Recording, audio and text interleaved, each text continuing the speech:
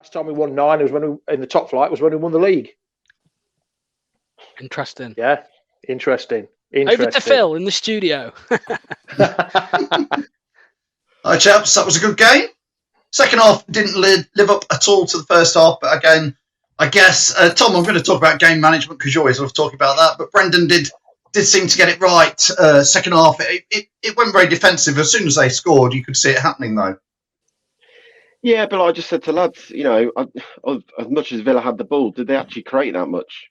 They only had the Mings header at the end, and they had maybe one long-range shot. I don't think they really put Casper under pressure. The back line was brilliant again. One little mistake at the back and they scored, and it is a tiny mistake. I mean, it could go anywhere, that ball could drop, but it drops to, the villain foot and he scores. But I thought we handled it well. We saw the game out, and to take off the players at the right time, bring on Mendy. I thought Mendy did well when he came on today. Hamza comes on, do his job, and same with the Martin. They came in and they dug in.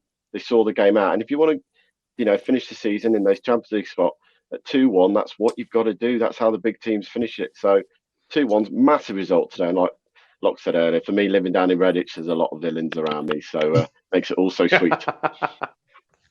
Yeah, I mean, Jamie, it's a lot of people talk about obviously Madders going off. I think it looked a bit more precautionary with that injury. It did. It seemed to be pre-ready, wasn't it? Mendy was ready to come on before he'd even hit the ground. I think, like I said to Lox, I think it was from that tackle he did just outside the box where he just jarred his ankle against the other player's ankle. So I think that was it. I think it was just precautionary to make sure, which is best to be safe than sorry with the amount of games we've got left. Yeah, Ross has joined us. Anthony's saying here we made that difficult work, but I think, to be fair, I tend to agree more with Nova, who says it was a great performance. I just think we did what we needed to do in that second half. Ross, what's your take on it? Exactly. End of the day, we've gone to Aston Villa, who are on good form. They're a good side. They're not a bottom three club or anything. They've been on good form. These last few months. They've been a different side to last season. Let's not forget, last season we beat them 4-0 and 4-1. This season we've been 2-1. At the end of the day, whether we're grinding out that result, people say, not the great second half. Doesn't matter. We've come away with 3 points, another 3 points on the board.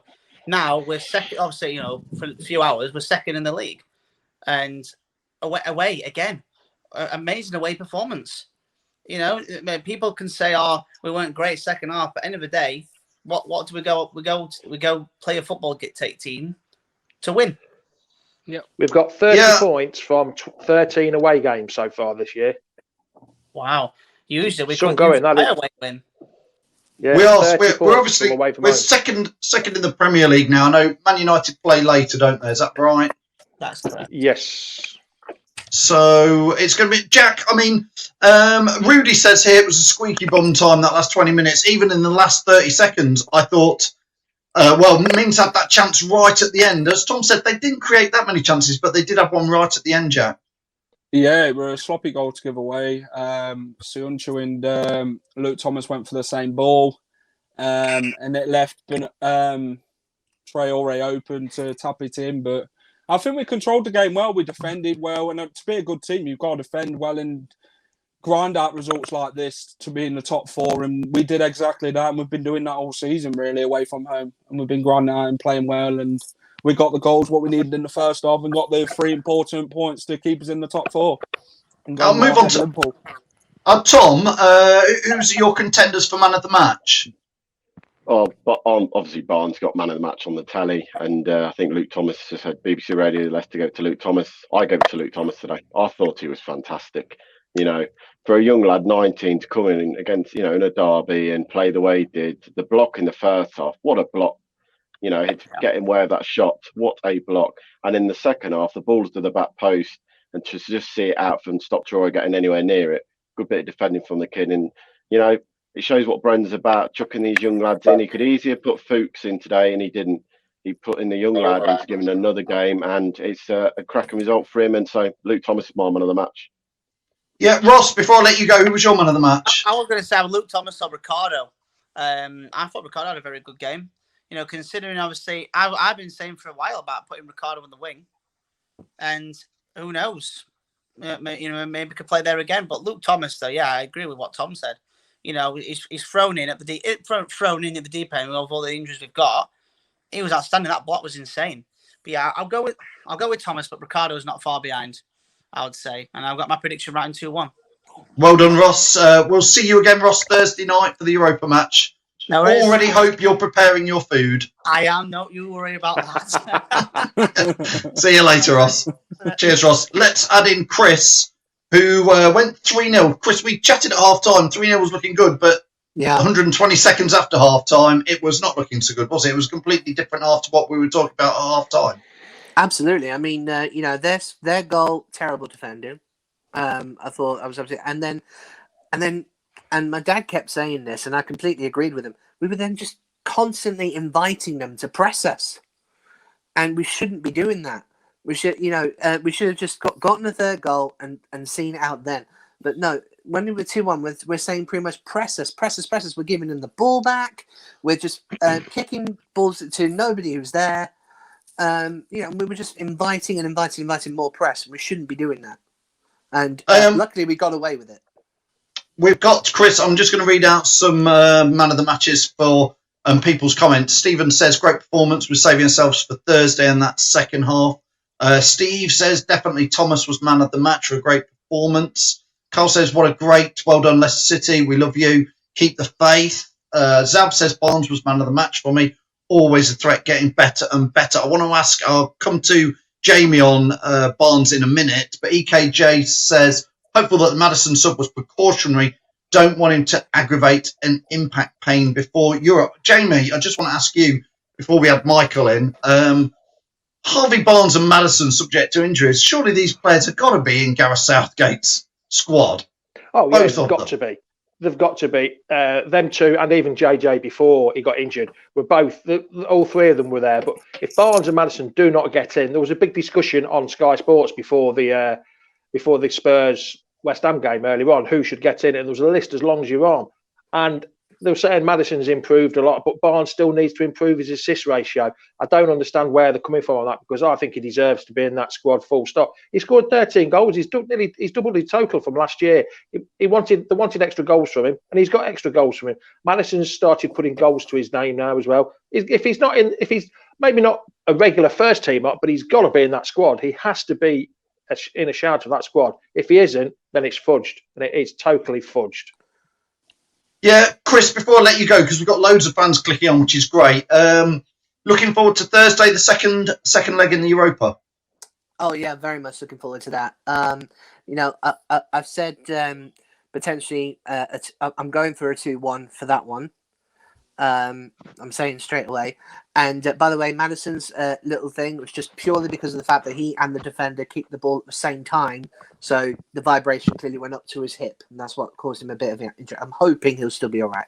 That'll be extra time, won't it, Chris? If it goes 2-1, extra time in Europe, right? 2-1 because of the away goal. No, away goal. We would have won. We'd have won. If we win it's 2-1, it's 0-0. Yeah.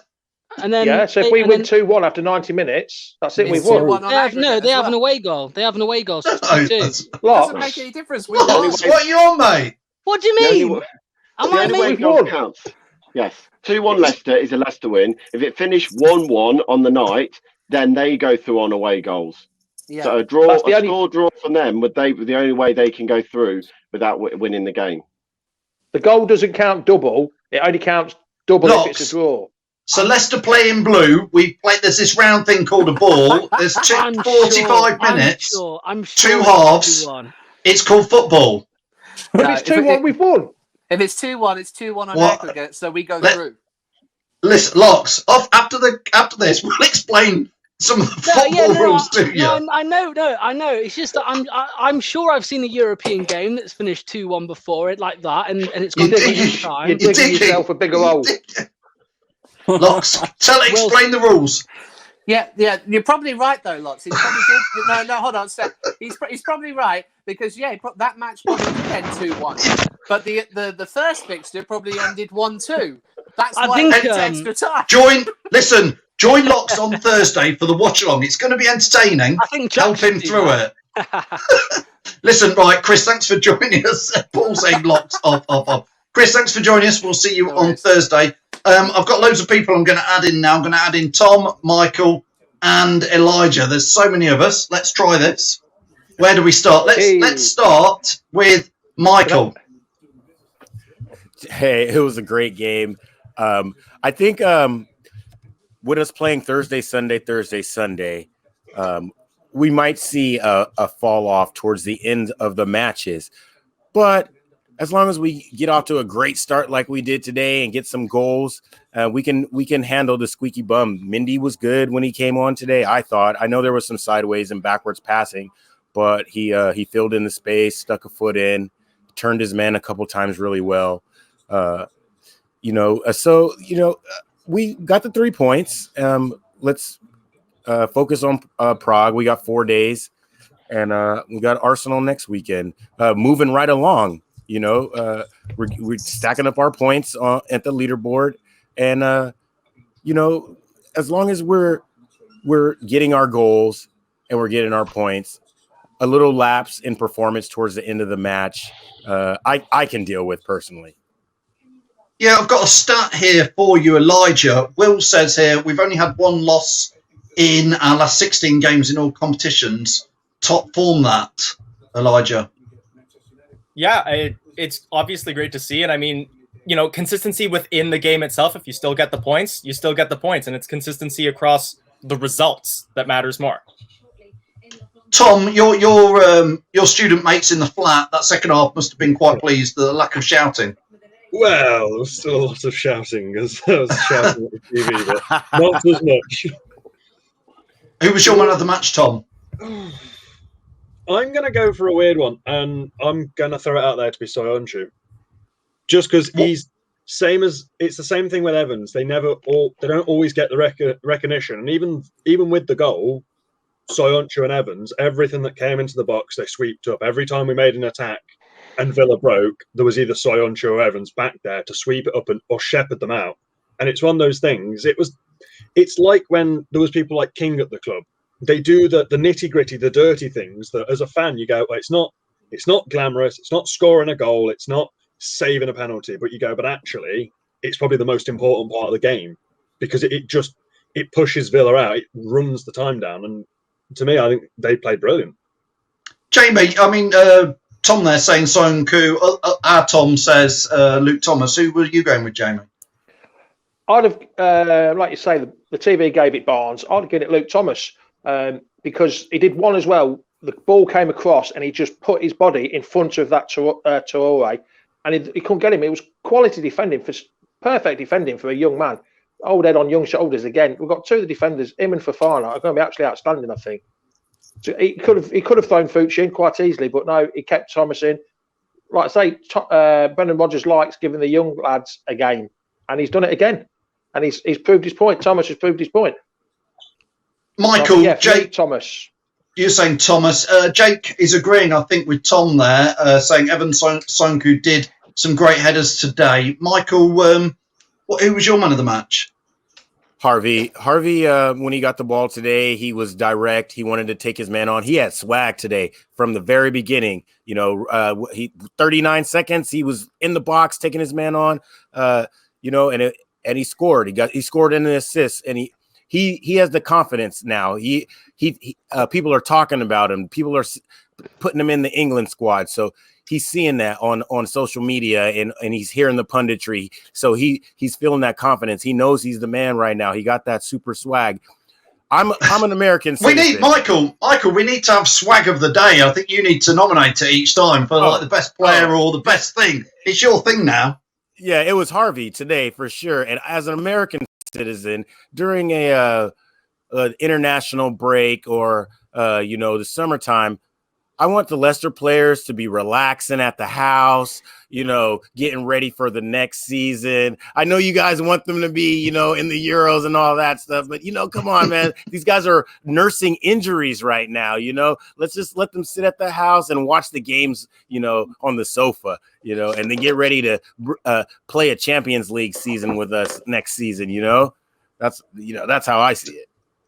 Elijah, before we let you guys go and we wrap up, Thursday, I think we can start to look forward to that now. I think it's going to be a massive game, isn't it? Really exciting. Yeah, absolutely. I think we're going to have to go at them. We've seen that Prague is a very dogged team. They can get in defensively. They can get physical with us. And we're just going to have to show them a bigger, better effort than we did in the previous game. But one we can win on Thursday, Elijah. I'm confident, yeah. I definitely think we can 2-1. take it. Not 2-1. No, because Elijah, do you understand the away goals rule, and that if Leicester win 2-1, we win 2-1? Yes. Yeah, no, we win 2-1. If it's a tie, then the away goal counts more. But if we win, I was thinking today then. Michael, do you understand that as well? The away goal is a tiebreaker for the aggregate. If the aggregate is tied at the end of whatever 90 minutes extra time, then the away goal is the tiebreaker. Correct. There you go, Lox. Michael, what's in that bottle that's next to you? Because I think Lox needs some of it. It's a broke weekend, so it's a little Moscato, Center Home Moscato. I think you need some of that, Lox, to be honest. What have you been drinking, Lox? What is it? That's gin. I'm worse when I'm on water. Like when I'm on that's water. That's not water. What is in that bottle? I need to get on the gin, don't I? Yeah. Brilliant. We're going to let Elijah, Michael, Tom go. We'll see you guys again soon. Cheers. Thanks for joining us so much. Cheers. Cheers. Thanks for all you guys clicking. Absolutely brilliant. Kegs and eggs. Let's. Who wants to wrap up then? Let's hand back over to Tom and Lox. Not to Lox, for God's sake. Not to Lox. No. I was thinking 2-2 for some reason. I was thinking 2-2, which then they would win. But you said 2-1 though, Lox. No, I know. You said 2-1. Yeah, I know, but I was thinking 2-2. Like because somebody kept saying 2-1. Somebody put it in the comments. Stop digging, Lox. I'm not digging. Digging. He fell in. The Undertaker's digging you hole for you. To be fair, we were all sat the other night debating it, weren't we? The away goals rule because we. Yeah, but not the actual score. Get him off, says Casey. Losing. I'll tell you what happened. Chris says, just stop talking, Lox. Yeah, because at one stage, I thought, like, for some reason in my head, I was thinking we won 1-0 at Prague. I don't know why. or they won 1-0. I don't know. Anyway. Chris thinks you like Samsung. You've had all your hair cut off and all your footy knowledge has gone. What knowledge? I must have had it off Jamie from what I've heard him saying today. Oh, dear. At least I know what 2-1 result is, pal. We should all chant that, what MT has. Sit down and shut up. Listen, right. Right. Jack, the watch-along went well today? Yeah, good. I thoroughly enjoyed it. Second half weren't quiet and that, so there weren't much to talk about, but the first half was a great performance. Luke Thomas, for me, definitely man of the match. I felt Tillemans was good as well, and Johnny Evans. So, yeah, I thoroughly enjoyed it. And, yeah, I hope every Leicester fan who was watching or everyone watching had a great show and hope it kept you entertained. Tom, you're back on Daddy Daycare over on Thursday? Oh, definitely. Nice 8 o'clock kickoff, and we go again. Simple as that. Fighting on all 3 fronts, still in all competitions. Let's try and win something. Let's try and win a trophy. Premier League might be a little bit far off now, but hey, if we can finish second, what a season! Finish second in the Premier League. What a season! Well, if Man City lose today, against Arsenal, we're only 7 points. Yeah, and we have to play them. It's going to be difficult. I know we've got to play them, mate, and I'd love to be optimistic we can go and do it again. Yeah. But let's be honest, Man City are 17 games unbeaten for no reason. You know, they're playing some absolutely brilliant football. We saw the goal the other night by Riyad Mahrez, what the quality offers Man City when he plays in that position, and what we lost in some ways. But look, we go again Thursday night. We've won today. Vardy's going to be up front on his own. You know, we haven't got an option. We're Klich not involved. So, you know, the only other option, as I said before, Harvey Barnes can play that role. You know, we've seen him do it. It might be a case with 60 minutes gone if we're winning that you put Barnes up front and give Vardy a rest for the weekend against Arsenal. But the games are coming thick and fast, and like I say, before we know it, it'll be this time next Sunday, and we'll be facing Arsenal again. But a tough game on Thursday night. We've seen in the first leg how hard Prague were to break down, and I'm expecting the same kind of stubbornness from them. Brilliant. Thanks, everybody. Thanks, Lox and Jack in particular for the watch along. Thanks, Jamie, for sorting out Mark Draper as well for the pre-match. That was brilliant. And Tom, well done for juggling kids and getting on here. We'll see everybody. Well, tomorrow night is a Fan Zone show, and obviously watch along on Thursday. As ever, thanks to all the guys for all your comments. Lox has been commentating like he's on holiday. We'll see you on Thursday. See you all later. Welcome to Leicester Fan TV. With special thanks to our pals at ADT Taxis, Feed Me, Piglet's Pantry, Tiger, Leicester Garage Conversions, Pink Vehicle Leasing, Hologram, The Fox's Arms, Moyer Wade Interiors, and our chosen charity, Memphis UK. We bring you the fans' views on the match each week, and your views matter to us. Join the fans' debate each match with us. Follow us at Leicester Fan TV.